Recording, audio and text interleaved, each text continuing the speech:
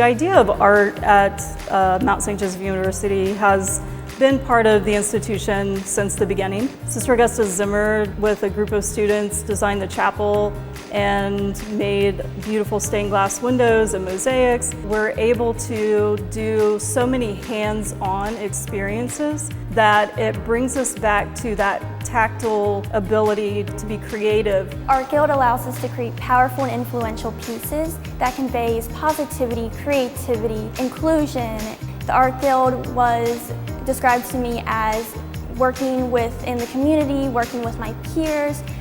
We would work on different projects for the Roar store or for the Sisters of Charity, and we were really able to learn from each other.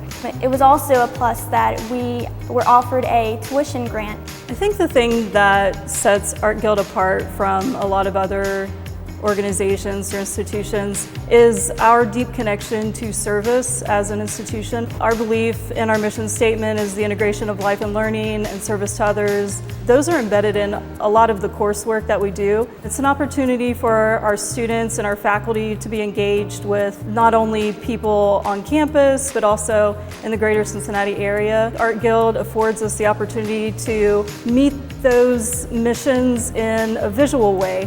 It's been a wonderful experience.